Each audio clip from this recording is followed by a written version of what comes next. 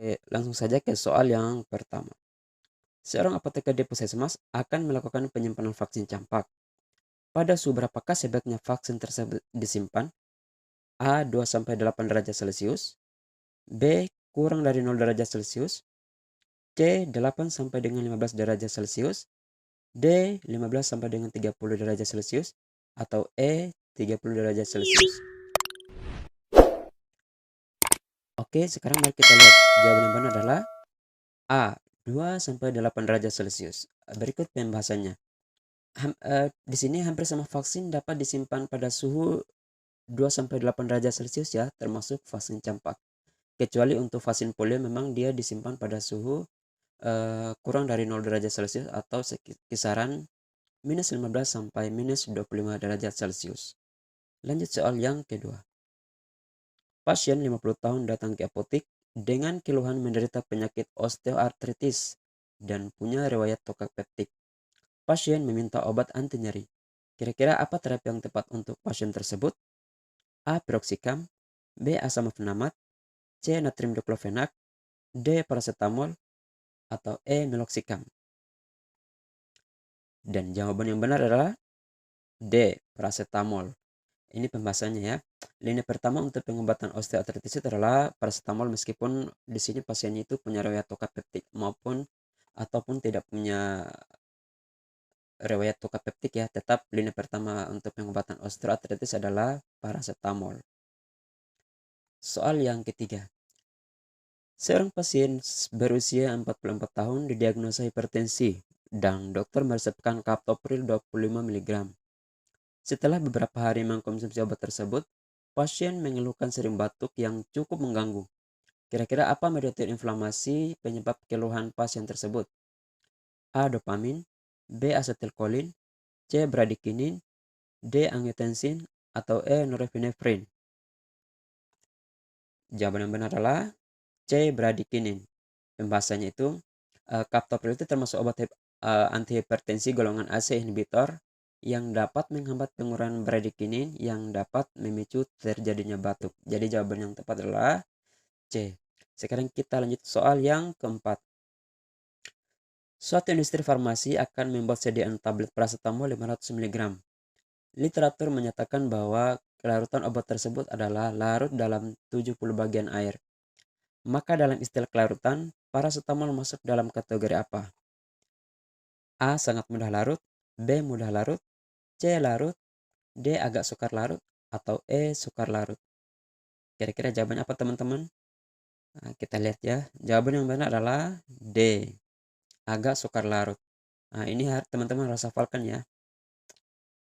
Kurang dari 1 itu sangat mudah larut. 1-10 mudah larut. Sampai lebih dari 10.000 itu praktis tidak larut. Ini teman-teman wajib hafalkan. Kita lanjutkan ke soal yang kelima. Sebuah industri farmasi sedang mengembangkan kapsul ekstrak kumis kucing sebagai terapi antihipertensi. Sediaan tersebut telah melalui uji praklinik, uji toksisitas, dan uji klinik fase 2. Apakah penggolongan obat sediaan tersebut? A. Herbal. B. Jamu. C. Galenika. D. Obat herbal terstandar. Atau E. Fitofarmaka.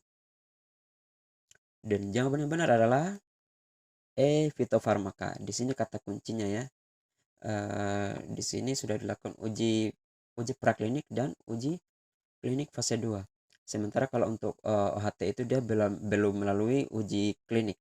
Sehingga jawaban di sini yang paling tepat adalah fitofarmaka. Ini teman-teman bisa baca penjelasannya ya, pembahasannya. Kita lanjutkan ke soal yang ke-6. Ani dibawa ke IGD setelah beberapa jam makan hidangan seafood. Ia awalnya mengalami gejala pusing, mual, dan sesak napas. Lalu Ani emesis parah dan beberapa menit kemudian tidak sadarkan diri. Dokter mendiagnosa bahwa Ani mengalami shock anafilaksis. Apa pengobatan yang tepat untuk menangani masalah tersebut? A. Epinefrin. B. Domperidon. C. Metoclopramid. D. Captopril. Dan E. Salbutamol. Jawaban yang benar adalah A. Epinefrin. Ini pembahasannya. Untuk tata laksana shock anafilaksi itu Yang pertama itu harus menggunakan untuk pilihan yang paling utama itu adalah menggunakan norepinefrin. Kemudian epinefrin, filinefrin, dibutamin, dan atau yang terakhir vasopressin ya. Kita lanjutkan ke soal yang ketujuh. Pasien wanita datang ke puskesmas untuk mengontrol tekanan darahnya. Ia diketahui rutin mengkonsumsi obat penurun tekanan darah. Namun, pasien tersebut juga dalam kondisi hamil selama 16 minggu. Apa obat yang dikontraindikasikan untuk pasien wanita hamil tersebut? A. Labetalol, B. Difedipin, C. Captopril, D. Amlodipin, atau E. Metildopa. Jawaban yang benar adalah C. Captopril. Karena captopril itu diketahui dia bersifat teratogenik pada janin dan termasuk di FDA itu dia termasuk kategori D. Sementara untuk obat-obat yang lain seperti labetalol, nifedipin, amlodipin, dan metildopa merupakan obat yang biasa digunakan untuk penurun tekanan darah pada ibu hamil. Kita lanjutkan ke soal yang ke-8. Seorang pasien usia 45 tahun mendapatkan insulin kerja panjang. Apakah nama insulin yang dimaksud? A. Lispro, B. Determir, C. Humulin N, D. Aspart, atau E. Humulin R. Jawaban yang benar adalah B. Determir. Pembahasannya seperti ini. Untuk insulin kerja cepat itu seperti Lispro, Aspart, Glulisin. Insulin kerja pendek itu ada Humulin R. Untuk insulin kerja menengah ada Humulin N. Dan insulin kerja panjang ada Glargin, dan Determir. Teman-teman wajib hafalkan ini ya. Kita lanjutkan ke soal yang ke-9. Seorang pasien datang ke puskesmas dengan keluhan penyakit tokak disertai mual dan diberikan obat sebagai berikut: antasida, omeprazol, amoxicillin, vitamin B12, dan metoclopramid. Manakah obat yang dapat menyebabkan dyskinesia atau gerak tidak terkendali? Pilihannya ada A. Antasida, B. Metoclopramid, C. Amoxicillin, D. Vitamin B12, atau E. Omeprazol. Jawaban yang benar adalah B. Metoclopramid. Pembahasannya itu karena efek samping utama dari metoclopramid adalah dyskinesia atau gangguan sistem saraf pusat ataupun gerak tidak terkendali. Kita lanjutkan ke soal yang terakhir. Anak berusia 5 tahun mengalami diare dengan kondisi feses tidak memiliki bercak darah dan nanah.